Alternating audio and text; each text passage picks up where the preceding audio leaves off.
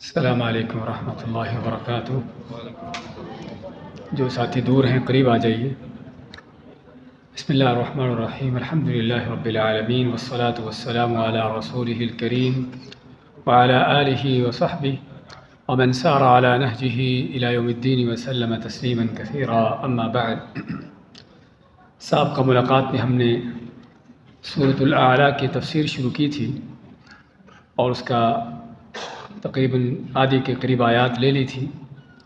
ان آیات کو دہرا کر باقی صورت مکمل کرتے ہیں انشاءاللہ۔ اعوذ باللہ من الشیطان الرجیم، بسم اللہ الرحمن الرحیم۔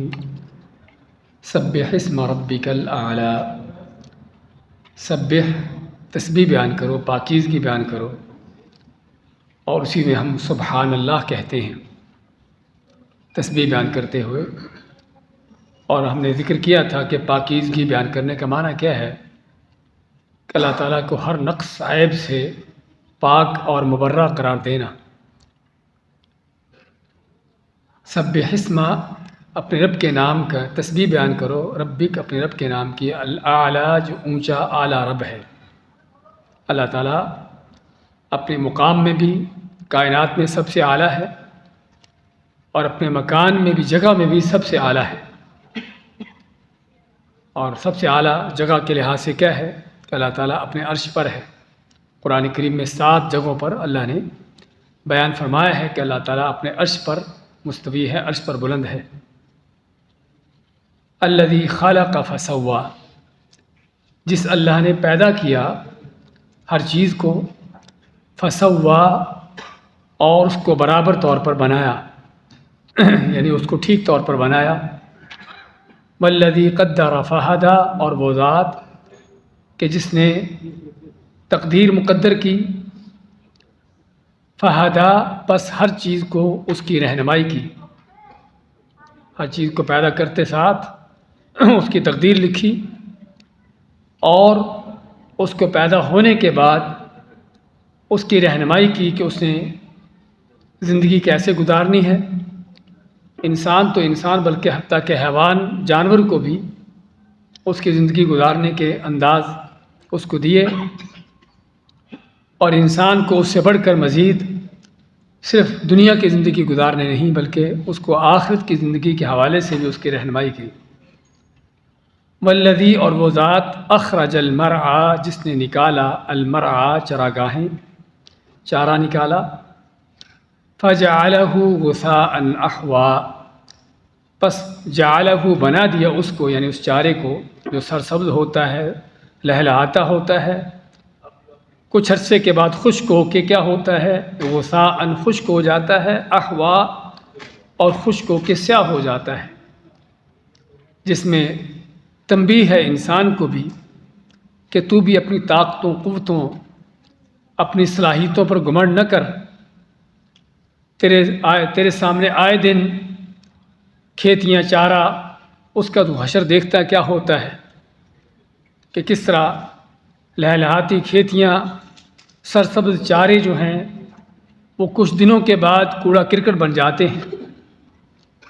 تو یہی حال انسان کا بھی ہے کہ قوتیں، طاقتیں، جوانیاں ہوتی ہیں، بڑے اقتدار اور حکومتیں ہوتی ہیں، اور پھر اس کے بعد ایک دن قبر کی مٹی میں جا ملتا ہے۔ سنقرئک فلا تنسیٰ، اس کے بعد خصوصاً رسول کریم صلی اللہ علیہ وسلم کو مخاطب کیا گیا، سنقرئک، کہ ہم آپ کو پڑھائیں گے، اور پڑھانا کیا ہے؟ وہی قرآن۔ فلا تنسیٰ، پس آپ بھولو گے نہیں۔ اور اس آیت کی مناسبت ہم نے بیان کی تھی کہ رسول کریم علیہ الصلوۃ والسلام پر شروع میں جب وحی نازل ہوتی تو آپ جبرائیل علیہ السلام جو وحی لے کر آتے، آپ بھی اس کو ساتھ ساتھ پڑھتے تاکہ کوئی چیز بھول نہ جائے، آپ سے کوئی چیز چھوٹ نہ جائے۔ تو اس پر اللہ تعالیٰ نے آپ کو تسلی دیتے ہوئے فرمایا کہ آپ اس پر پریشان نہ ہو اور اس کی فکر نہ کرو، آپ کو پڑھانا بھی، آپ کو یاد رکھوانا بھی ہمارا کام ہے۔ الا ما شاء اللہ، مگر جو اللہ تعالیٰ چاہے۔ کیا مطلب؟ کہ اللہ تعالیٰ جو چاہے رسول کریم صلی اللہ علیہ وسلم کو بھلا دیتا ہے، اور اس کا معنی کہ آپ کو وہی چیز بھولتی ہے جو اللہ تعالیٰ آپ کو بھلانا چاہتا ہے۔ اور بھلانا کیوں چاہتا ہے؟ ہم نے ذکر کیا تھا کہ یہ بھی وحی کے ایک انداز ہیں، یہ بھی اسلامی شریعت کے تبدیل ہونے کا ایک انداز ہے کہ اللہ تعالیٰ بعض اوقات تو کسی آیت کو کینسل کر کے منسوخ کر کے اس کی جگہ دوسری آیت نازل کر دیتا، اور بعض اوقات کیا ہے کہ اس کی آپ صلی اللہ علیہ وسلم سے کوئی چیز بھلا دیتا، اور آپ سے وہ چیز بھلا دیا جانا ہی اس بات کی دلیل ہوتی کہ اب یہ حکم منسوخ ہو چکا، ختم ہو چکا۔ الا ما شاء اللہ انہ یعلم الجہر وما یخفی، بے شک وہ اللہ تعالیٰ جانتا ہے الجہر، جو بلند آواز سے چیز کہی جاتی ہے، بلند آوازوں کو جانتا ہے، وما یخفی، اور جو چھپی آوازیں ہیں۔ اب چھپی آوازوں کو جاننا تو واقعی اللہ تعالیٰ کی کمال کی بات ہے، لیکن بلند آوازوں کو جاننا بھی کیا اس کا کمال ہے؟ ہم نے ذکر کیا تھا کہ ہم بلند آوازوں کو بھی پہچاننا جاننا اس کا کمال ہے کہ ایک ہی وقت میں پوری کائنات کی اربوں کھربوں مخلوقات، ان کی آوازیں وہ سنتا بھی ہے، جانتا بھی ہے کہ ہر آواز کیا ہے، کون کیا کہہ رہا ہے، کس کی کیا ضرورت ہے۔ ہم انسانوں کا حال کیا ہے کہ بڑا ہی کوئی تیز ترار کچھ چالاک ہو تو ممکن ہے کہ دو آدمیوں کی بات ایک وقت سن سکے اور دونوں کی بات پر توجہ دے سکے، ورنہ اصل یہ ہے کہ ایک آدمی بات کرتا ہو تو دوسرے آدمی کی بات سمجھ نہیں آتی، بلکہ دونوں ہی کی سمجھ نہیں آتی۔ ایک اللہ تعالیٰ ہے کہ ایک وقت میں ہی پوری مخلوقات، چاہے وہ آسمانوں کی ہوں یا زمینوں کی ہوں، ان سبھی کی آوازیں سن کر ان کو جانتا بھی ہے اور ان کی حاجتیں بھی پوری کر رہا ہے۔ وَنُيَسِّرُكَ لِلْيُسْرَىٰ، اور ہم آپ کو آسان کریں گے آسانی کے لیے، یعنی آسانی کی منزلیں جو جنت کی منزلیں ہیں، ہم آپ کو ان منزلوں کے لیے آسان کر دیں گے۔ فَذَكِّرْ إِن نَّفَعَتِ الذِّكْرَىٰ، پس آپ نصیحت کرو اگر نصیحت فائدہ دے۔ یہ ہماری تقریباً آخری آیت تھی جس پر ہم ذکر کر رہے تھے کہ کیا معنی ہے کہ اگر نصیحت فائدہ دے تو نصیحت کرو۔ اس میں کئی معنی ہیں۔ ایک تو ایسے اوقات میں نصیحت کی جائے کہ جب نصیحت کرنے کا فائدہ ہو، اور دوسرا جب تک کسی کو نصیحت فائدہ دے رہی ہے اسے نصیحت کرتے رہنا چاہیے، اور جب ہمیں معلوم نہیں ہے کہ کس کو کس وقت نصیحت فائدہ دے جائے تو پھر ہمیں لوگوں کو نصیحت کرتے رہنا چاہیے۔ رسول کریم صلی اللہ علیہ وسلم کے مخاطب مکہ کے لوگ، آپ 23 سال تک ان کو دعوت دیتے رہے۔ کچھ وہ لوگ تھے جو پہلی بار دعوت دینے سے ہی آپ کی دعوت قبول کر لی، ابوبکر صدیق جیسے، اور کچھ وہ بھی تھے کہ جو آخری سالوں میں جا کر 22ویں 23ویں سال جا کر وہ دعوت قبول کی، اسلام وہ بھی لے آئے۔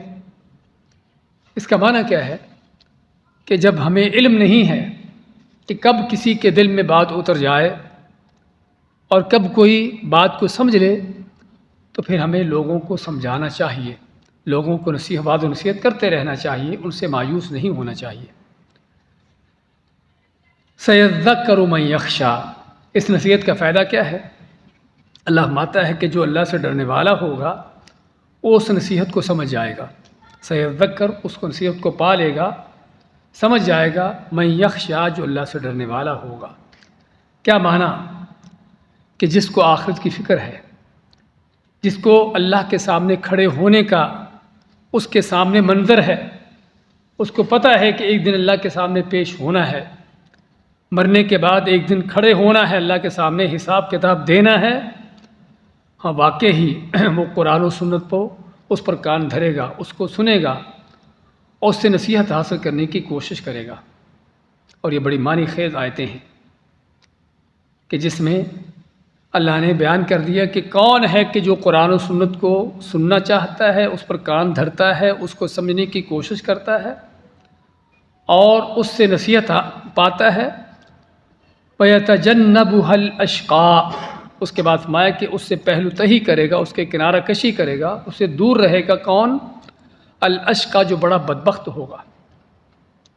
تو یہاں پر اس آیت میں اللہ نے نیک بخت کی اور بدبخت کی تعریف بیان کی ہے کہ وہ نہیں کہ جس نے زیادہ مال کما لیا، نیک بخت وہ نہیں ہے کہ جس نے کوئی کرسیاں حکومتیں حاصل کر لیں، بلکہ نیک بخت وہ ہے کہ جو اللہ کی طرف سے آنے والی نصیحت کو سن کر اور اس سے ہدایت پاتا ہے، اس سے رہنمائی حاصل کر کے اپنی آخرت کو سنوار لیتا ہے۔ ہاں، یہ ہے جو قرآن کو سنتا ہے، حدیث کو سنتا ہے، اس کو سننے کے لیے اپنا وقت نکالتا ہے، کوشش کرتا ہے سمجھنے کی، اور جو اس سے دور ہٹتا ہے وہ کون ہے؟ وہ بڑا ہی بدبخت ہے۔ ایک ہوتا ہے شقی، بدبخت، اور یہ ہے اشقا، کیا معنی؟ سب سے بڑا بدبخت، کہ جس سے بڑا کوئی بدبخت نہ ہو۔ اگرچہ ہمارے ہاں کسی کے خوش قسمت بدقسمت ہونے کے معیار کچھ اور ہیں، کہ دنیا کے مال و دولت، دنیا کی ریل پیل بڑی بہت زیادہ ہے، بڑا خوش قسمت ہے، غربت ہے، فقر و فاقہ ہے، ہاں یہ بڑا بدقسمت ہے۔ اور ہم خود بھی اپنے آپ کو کہتے ہیں کہ بڑے بدقسمت ہیں، کہ بس کوئی کاروبار نہیں چل رہا، کوئی مال نہیں ہے، کوئی یہ نہیں، کوئی وہ نہیں۔ جبکہ اللہ تعالیٰ کے ہاں خوش قسمتی اور بدقسمتی کیا ہے؟ کہ قرآن و سنت کو، اللہ کے وحی کو پانا یا نہ پانا، قرآن و سنت کی سمجھ حاصل کرنا یا نہ کرنا، یہ ہے اصل کسی کی خوش قسمتی یا بدقسمتی۔ جو اس کو سمجھ لیتا ہے، اس کو پا لیتا ہے، اس سے ہدایت حاصل کر کے اپنی آخرت کو سنوار لیتا ہے، یہ خوش قسمت۔ اور کیوں نہ ہو خوش قسمت کہ ہمیشہ ہمیش کی جنت اس نے پا لی، اس جنت کو حاصل کرنے کا سامان کر لیا۔ اس سے بڑھ کر اور خوش قسمتی کیا ہوگی؟ اور اس سے بڑھ کر بدبختی کیا ہوگی کہ اگرچہ دنیا کے چند دن اس نے مزے کے ساتھ گزار لیے، عیش و عشرت کر لی، مزے اڑا لیے، لیکن آخرت میں ہمیشہ ہمیش کی جہنم میں چلا گیا۔ اس سے بڑا بدبخت کون ہے؟ تو اسے میں سیذکر من یخشی، کہ جس کے دل میں اللہ کا ڈر خوف ہوگا، اللہ کے سامنے کھڑے ہونے کی فکر ہوگی، قیامت کی فکر ہوگی، وہ ہے جو قرآن سنے گا، سنت کو سمجھے گا، قرآن و سنت پر عمل پیرا ہوگا۔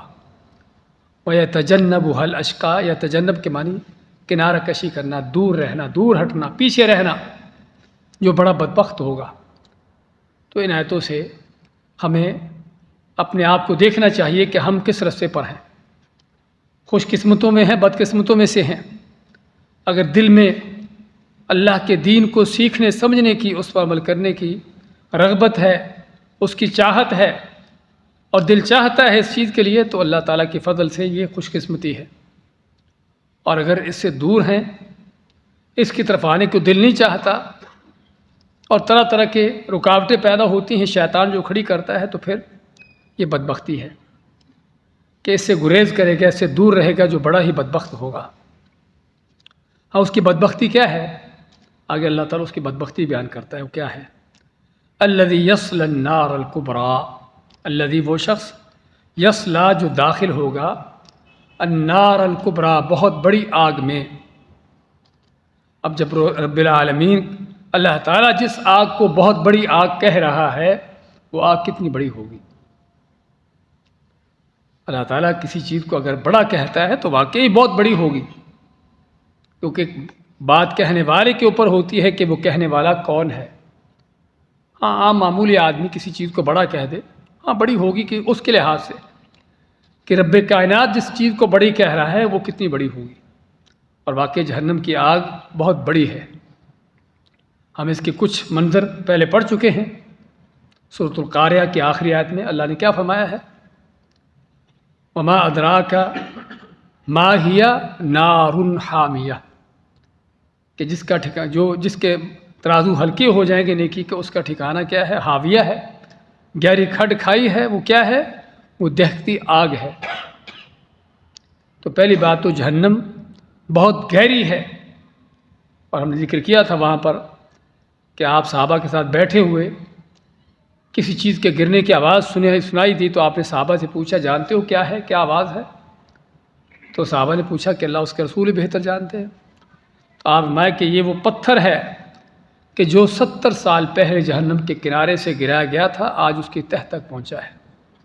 پتھر چٹان، کوئی روئی کا گالا نہیں کہ ایسا ایسا گرا ہو، پتھر چٹان کس تیزی کے ساتھ آتا ہے۔ تو آپ مانتے کہ یہ وہ پتھر ہے، چٹان ہے جو 70 سال میں جہنم کی تہ میں پہنچا ہے، جس سے پتہ چلتا ہے کہ جہنم کتنی بڑی ہے۔ کبرا جو اللہ فرماتا ہے کہ بہت بڑی آگ، اور آپ مانتے ہیں کہ یہ دنیا کی آگ جو تم جلاتے ہو، ہاں جس آگ سے تم لوہا بھی پگھلا لیتے ہو، جس سے تم بڑی بڑی سخت قسم کی چیزوں کو بھی توڑ پھوڑ کر لیتے ہو، یہ آگ جو ہے جہنم کی آگ سے ایک کم 70 گنا نرم ہے، کم ہے، اور جہنم کی آگ اس سے 70 گنا زیادہ شدید اور سخت ہے۔ تو یہ ہے کبرا۔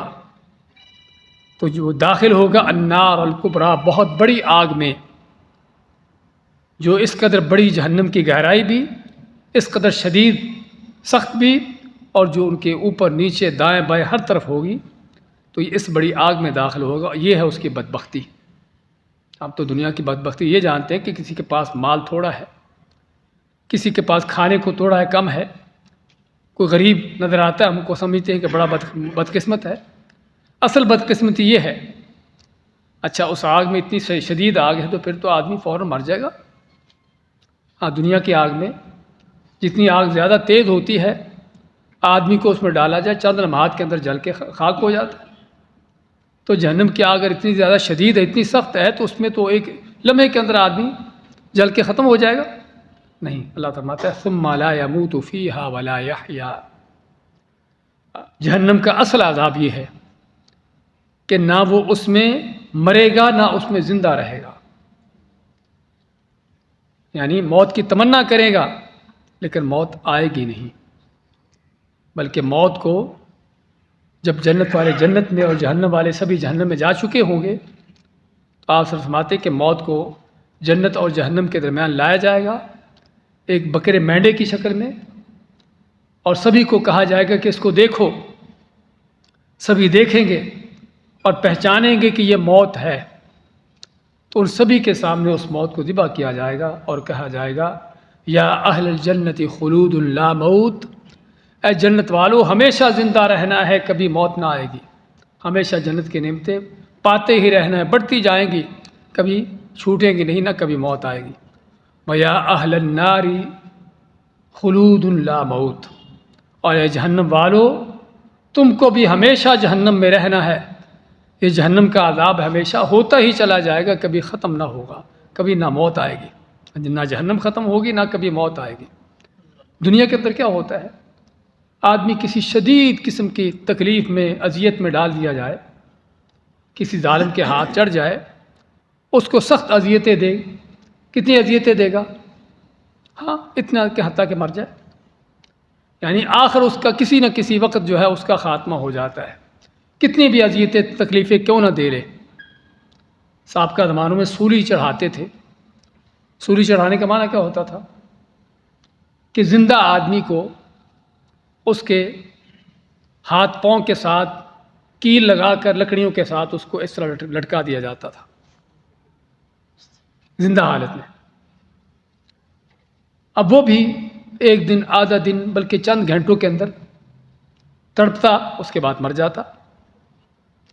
آپ یہ بھی سنتے ہوگے کہ بعض اوقات کسی کی زندہ حالت میں اس کی کھال اتاری گئی، ہاں یہ بھی ہوتا رہا ہے، اور شاید ہو بھی رہا ہو آج بھی، بات کسی ظالموں کے ہاتھ ایسے ہوتا ہے، ایسی چیزیں ہوتی رہتی ہیں۔ لیکن وہ کھال اتارنے میں کتنی دیر لگے گی، کتنی دیر اس کو تکلیف ہوگی؟ چند گھنٹے، اس کے بعد مر جائے گا۔ دنیا کی تکلیفوں کا یہ حال ہے کہ کتنی بھی کوئی اذیت نہ تکلیف دینا چاہے، آخر وہ موت کے ساتھ ختم ہو جائے گی۔ لیکن جہنم کی آخرت کی جو عذاب ہے وہ یہ ہے ثم لا يموت فيها ولا يحيا، کہ نہ کبھی اس میں مرے گا، اور جو زندگی اس کی ہوگی وہ موت سے بدتر ہوگی، تمنا کرے گا کہ موت آ جائے۔ وَنَادَوْا يَا مَالِكُ لِيَقْضِيَ عَلَيْنَا رَبُّكَ، جہنمی کہیں گے جہنم کے دروغے مالک کو کہ مالک اپنے رب سے کہے، اپنے رب سے دعا کر کے اللہ تعالی ہم کو ختم کر دے، ہمارا کام تمام کر دے۔ تو وہ کیا کہے گا؟ قال انکم ماکثون، کہ تم یہاں پر مرنے کے لیے نہیں آئے، یہاں پر رہنے کے لیے آئے ہو، یہاں پر رہنے کے لیے آئے ہو، مرنے کے لیے نہیں آئے۔ تو یہ ہے جہنم، کہ جس میں ایسا عذاب کہ جو موت سے بدتر ہے، ایسی زندگی جو موت سے بدتر ہے، لیکن موت آئے گی نہیں، لا یموت فیہا ولا یحیا۔ تو یہ ہے جہنم کے اصل عذاب کی جو اس کی شدت ہے، اس کی کیفیت ہے، کہ جو نہ کبھی ختم ہونے والا اور نہ جہنم میں کبھی جانے والا، اس میں مرنے والا۔ لیکن یہ عذاب اس کا ہے کہ جو کافر مشرک ہے، جو کفر و شرک کے اس حد تک جا پہنچا ہو، جو توحید پر ہے، ایمان پر ہے، عقیدہ اس کا صحیح ہے، اگرچہ اس نے کوئی قتل و غارت کی، کوئی جرم گناہ کیے، بڑے بڑے کبیرہ گناہ کر لیے، لوگوں پر ظلم زیادتیاں کی، لیکن ایمان عقیدہ اس کا صحیح تھا، ان کو بھی اللہ تعالیٰ اگر چاہے تو اپنے فضل سے معاف کر دے۔ اللہ تعالیٰ ہر چیز پر قادر ہے، کیونکہ شرک کے علاوہ یا شرک سے چھوٹے گناہ جو ہیں اللہ ان کو معاف کرنے پر اللہ تعالیٰ نے اپنا اختیار رکھا ہوا ہے۔ ان اللہ لا یغفر ان یشرک بہ ویغفر ما دون ذلک لمن یشاء، کہ اللہ شرک کو معاف نہیں کرتا، ہاں شرک سے کم درجے کی جو چیزیں اللہ جس کی چاہے معاف کر دے، اور چاہے تو اپنے عدل سے ان کو عذاب دے، لیکن عذاب ان کا کیا ہوگا؟ ان کا عذاب یہ ہوگا کہ اللہ ان کو جہنم میں ڈالے گا، اور وہ جہنم میں ڈلنے کے بعد جل کر کوئلہ ہو جائیں گے۔ نبی کریم صلی اللہ علیہ وسلم کا فرمان ہے، جیسا کہ صحیح حدیث میں ہے، کہ وہ جہنم میں ڈلنے کے بعد جل کر کوئلہ ہو جائیں گے، لیکن یہ بھی ضروری نہیں کہ فوراً کوئلہ ہو جائیں، اللہ تعالیٰ ان کو عذاب دے گا، ایک وقت تک وہ بھی عذاب پاتے رہیں گے، جس قدر ان کے جرم ہوں گے، جس قدر ان کے جرائم ہوں گے، اس قدر وہ بھی عذاب پائیں گے جہنم کے اندر، لیکن آخر میں جل کر کوئلہ ہو جائیں گے۔ پھر اللہ تعالیٰ ان کو نکالے گا جہنم سے، اور جنتیوں کو کہے گا کہ ان کے اوپر پانی ڈالو۔ تو جنتی جو ہیں وہ ایک آب حیات، ہم دنیا کے اندر سنتے قصے کہانیاں پڑھتے رہتے ہیں، وہ جھوٹے سارے پتہ نہیں کہاں سے لائے ہوئے، ہاں اگر آب حیات ہے تو وہ جنت میں ہے، دنیا میں نہیں ہے۔ تو آپ مانتے ہیں کہ ایک نہر الحیات کا نام آتا ہے، کہ ایک نہر ہوگی جو زندگی، جس میں پانی ہوگا زندہ کرنے والا، آب حیات ہوگا زندہ کرنے والا پانی، وہ ان پر ڈالیں گے، ان پر ڈالیں گے تو وہ زندہ ہوں گے، ان کے اندر زندگی جیسے کہ پیدا ہونا شروع ہوگی، جان جو ان کے اندر آنا شروع ہوگی، اور پھر وہ زندہ ہوں گے۔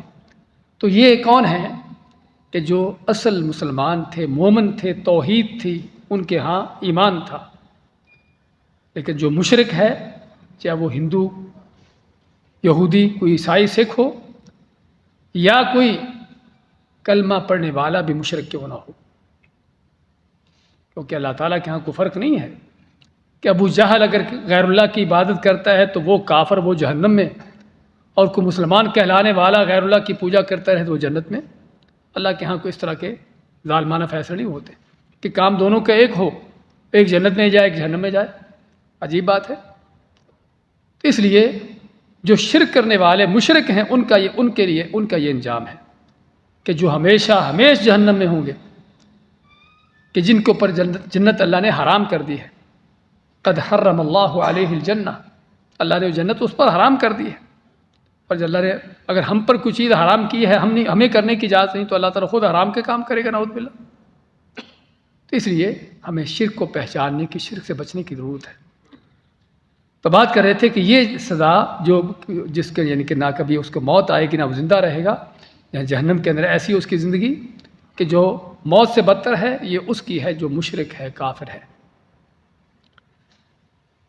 قد افلح من تزکا، ہاں جس نے ان آیتوں کو سنا، نصیحت حاصل کی، قرآن سے، سنت سے ان کو سیکھا، سمجھا، ان سے نصیحت حاصل کی، اور نصیحت حاصل کر کے کیا کیا؟ اس نے تزکا، پاک کر لیا، تزکیہ کر لیا، کفر و شرک چھوڑ کر ایمان و توحید کی طرف آ گیا، بد کرداری، بد اخلاقی چھوڑ کر اچھے اخلاق و کردار اپنا لیے، حرام خوریاں چھوڑ کر حلال کی روزیاں کا ان کا رستہ اپنا لیا، اور ہر وہ جو کامیابی فلاح کا رستہ ہے اس کو اختیار کیا، اور ان کے بدکاری کے گناہ کے رستے ان کو چھوڑا۔ یہ ہے من تزکا، کہ یقیناً کامیاب ہو گیا، افلاح فلاح پالی، کہ جس نے اپنے آپ کو پاک کر لیا۔ اور ہم پہلے بھی سورۃ شمس میں پڑھ چکے ہیں اس طرح سے، من زکاہا، جس نے اپنے نفس کو پاک کر لیا، وہاں پر بھی پڑھا تھا، یہاں پر بھی تزکا، اور سورۃ اللیل میں بھی اسی لفظ کو پڑھا تھا ہم نے۔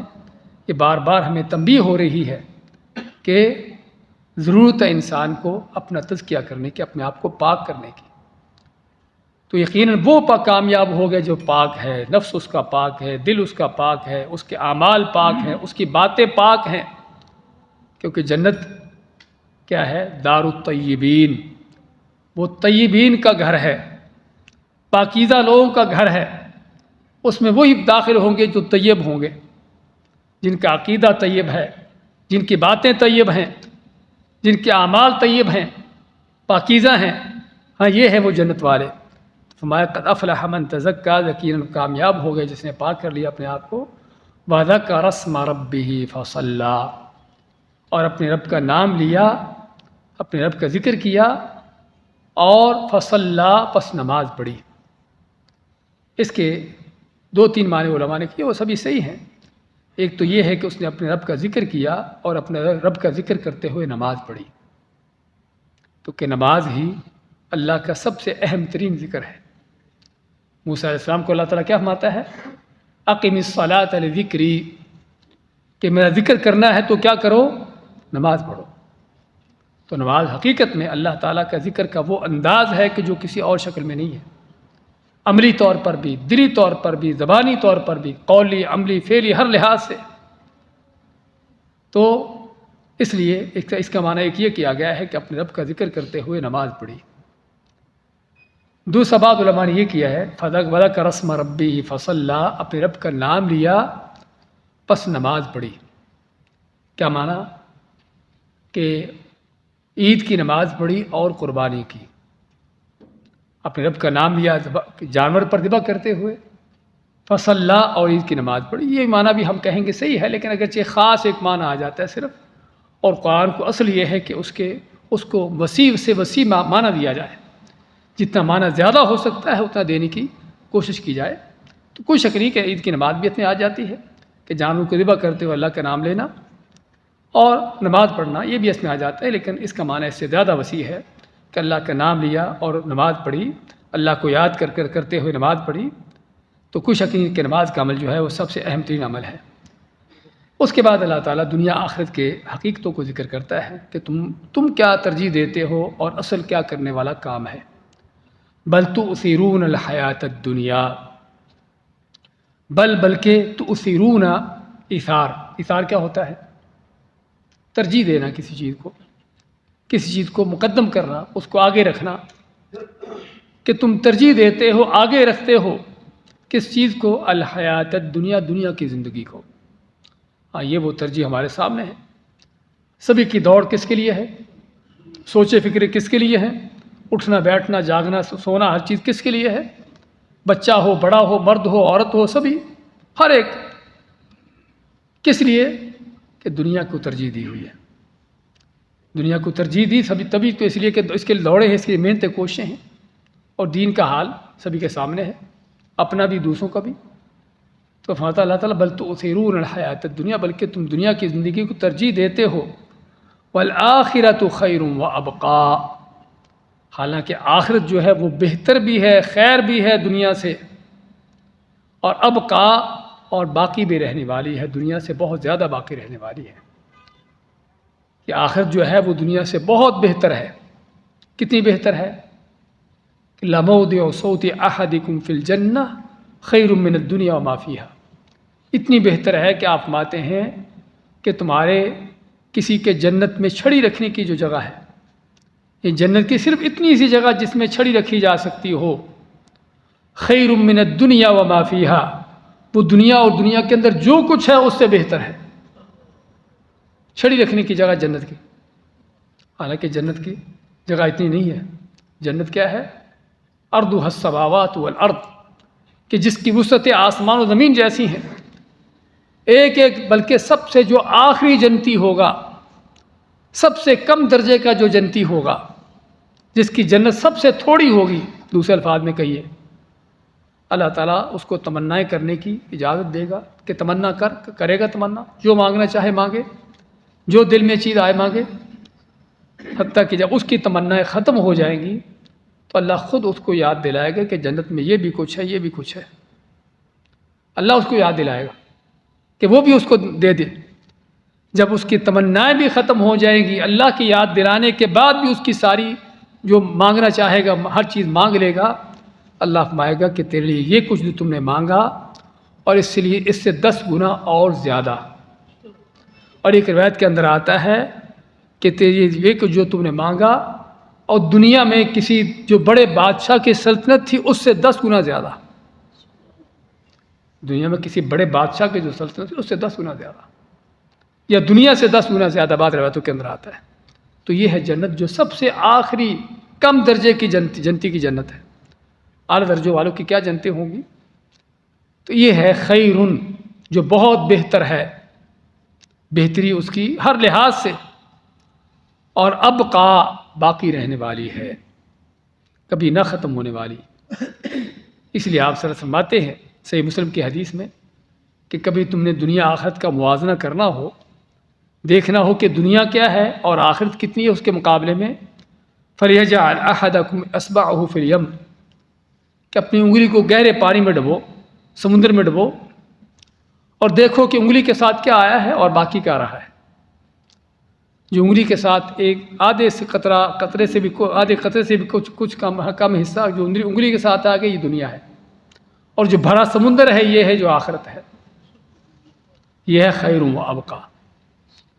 اب اس بھرے سمندر کو ضائع کر دیں، اس پر کوئی توجہ ہی نہ ہو، اس کے لیے کوئی سوچ فکر ہی نہ ہو، اور آدھے قطرے سے کم کی خاطر ساری دوڑے لگ جائے، اس کی ساری سوچیں فکر لگ جائے، تو اس سے بڑھ کر اور بے وقوفی کی حماقت کی کیا انتہا ہے پھر۔ لیکن افسوس کہ اکثر و بیشتر لوگوں کا یہ حال۔ اس لیے ماتا اللہ تعالیٰ بل تؤثرون الحیات الدنیا والآخرۃ خیر وابقا، بلکہ تم دنیا کی زندگی کو ترجیح دیتے ہو، اس کو آگے رکھتے ہو، اس کو مقدم کرتے ہو، جبکہ آخرت جو ہے وہ ہے جو بہت بہتر اور ہمیشہ باقی رہنے والی، کبھی ختم نہ ہونے والی۔ اسی چیز کو اللہ تعالیٰ سورۃ قیامہ میں فرماتا اللہ تعالیٰ کلا بل تحبون العاجلہ وتذرون الآخرہ، کہ بلکہ تم کیا ہے، تحبون العاجلہ، یہ جلدی دنیا جو ملنے والی ہے اس کو تم پسند کرتے ہو۔ اور ہمارے ہاں مثالیں بھی اس طرح کی بنی ہوئی ہیں۔ وہ انگلش کی ایک مثال ہم پڑھتے تھے کہ bird in hand is better to ambush, کہ وہ پرندہ جو آپ کے ہاتھ میں ایک پرندہ ہے وہ ان دو سے بہتر ہے جو جھاڑی پہ بیٹھے ہوئے ہیں، جو درخت پر بیٹھے ہوئے ہیں، کیونکہ یہ آپ کے ہاتھ میں ہے اور جو درخت پر بیٹھے وہ آپ کے ہاتھ میں نہیں ہے۔ تو شیطان نے ہم کو دنیا اور آخرت بھی اسی انداز سے سکھائی ہوئی ہے کہ یہ تمہارے ہاتھ میں، یہ بس یہ ہے سارا کچھ، اسی کے لیے مرنا مٹنا ہے، بس یہی ہر چیز ہے۔ ہاں آگے پتہ نہیں کچھ ہے یا نہیں، آگے کچھ ہے یا نہیں، اگر اس طرح کا معاملہ ہے تو پھر تو ویسے ہی کافر ہے، سمجھے نا۔ اگر کسی کے اس طرح کے خیالات ہیں، کسی کی اس طرح کی ذہنیت ہے کہ جو کچھ ہے بس دنیا ہے، آگے پتہ نہیں کیا ملے گا نہیں ملے گا، ہاں جو اس طرح کہتا ہے، جس کے دل میں اس طرح کی سوچ و فکر ہے وہ کافر ہے، مسلمان نہیں ہے۔ کیونکہ ہمارے ایمان کی بنیادی چیزوں میں سے یہ ہے کہ اللہ پر، آخرت پر، ان چیزوں پر ہمارا پورا یقین ہو۔ وبالآخرۃ ہم یوقنون، اللہ نے مومنوں کی صفت بیان کی تو کیا فرمایا کہ آخرت پر ان کا یقین ہے، یہ نہیں کہ صرف مومنون، یہ ایمان، اگرچہ ایمان بھی یقین ہوتا ہے لیکن اللہ نے یہاں پر یقین کا لفظ استعمال کیا کہ جب تک اللہ پر، آخرت پر، ان چیزوں پر یقین نہیں ہے اس وقت تک ایمان نہیں ہے سرے سے۔ اس لیے اس طرح کے لوگ جو آپ کو کہتے سنتے ملتے ہیں کہ پتہ نہیں آگے کچھ ہوگا ہی نہیں ہوگا، یہ کھلے کافر ہیں، ان کو بتانے سمجھانے کی ضرورت ہے کہ ان کی یہ بات کس قدر کھلا کفر ہے۔ تو اس لیے اللہ فرماتا ہے کہ تم جو جلد ملنے والی دنیا اس کو چاہتے ہو، تحبون العاجلہ وتذرون الآخرہ، اور آخرت چھوڑے ہوئے پتہ نہیں ہے کہیں کچھ۔ فرماتا ہے اللہ تعالیٰ والآخرۃ خیر وابقا، جبکہ آخرت جو ہے وہی بہتر اور بہت بہتر ہے اور ہمیشہ باقی رہنے والی ہے۔ تو عقل مند وہ ہے کہ جو ہمیشہ رہنے والی اور جو بہت بہتر ہے اس کو پانے کی کوشش میں ہوتا ہے، صرف عارضی چند دن کی دنیا فانی کی خاطر اس کی خاطر اپنی دنیا نہیں لگاتا، اپنی محنت کوشش نہیں کرتا۔ ان ھذا لفی الصحف الاولی، ہاں یہ وہ حقائق ہے، یہ وہ چیزیں ہیں کہ جو صرف قرآن نہیں، اس سے پہلی کتابوں کے اندر بھی اللہ تعالیٰ بیان کرتا چلا آیا ہے۔ ہر قوم کو اللہ تعالیٰ یہ باتیں سمجھاتا چلا آیا ہے کہ کہیں دنیا کے ساتھ دل نہ لگا کے بیٹھ جانا، کیونکہ دنیا واقعی ہی بڑی رنگینی ہے، بڑی دلچسپ ہے، بڑی لذتیں ہیں اس کے اندر، بڑے مزے اس کے اندر، اگر آدمی اس کے ساتھ دل لگا لے۔ اللہ کی بھی خود فرماتے ہیں ان الدنیا خلوۃ خاضرہ، کہ دنیا جو ہے بڑی میٹھی بھی ہے اور بڑی پر رونق بھی ہے، سرسبز ہے، بڑا مزہ آتا ہے دیکھنے کو بھی۔ تو دنیا کی حقیقت یہ ہے، لیکن آخرت کے مزے وہ اس سے کہیں زیادہ ہے۔ کوئی کسی طرح کا موازنہ ہی نہیں، کسی طرح کی کوئی یعنی کہ اس کا کوئی نسبت ہی نہیں ہے کہ آخر دنیا اور آخرت کی۔ تو اللہ تعالیٰ یہ چیزیں، یہ حقائق ہر کتاب کے اندر، تورات میں، انجیل میں، زبور میں، ابراہیم علیہ السلام، موسیٰ علیہ السلام کے صحیفے، باقی نبیوں کی کتابوں میں، ہر نبی کی شریعت میں یہ باتیں اللہ تعالیٰ لوگوں کو بتاتا سمجھاتا آیا ہے کہ کہیں دنیا کے ساتھ دل نہ لگا لینا۔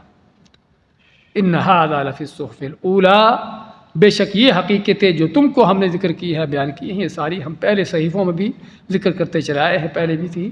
صحف ابراہیم و موسیٰ، کہ جو ابراہیم علیہ السلام اور موسیٰ علیہ السلام کی صحیفے ان کی کتابوں میں تھیں، تو وہاں پر بھی اللہ تعالیٰ ان باتوں کی تعلیم دیتا آیا ہے کہ تاکہ لوگوں کو پتہ چلے کہ ہمیں کس کے لیے جینا مرنا ہے، کس کے لیے ہماری کوششیں محنتی ہونی چاہیے، اور کہ ہم نے کیا چیز پانی ہے، کیا کھونا ہے۔ تو ضرورت ہے ان چیزوں کو نہ کہ صرف سننے کی بلکہ سمجھنے کی اور ان پر عمل پیرا ہونے کی۔ بارک اللہ فیکم، جزاک اللہ خیر۔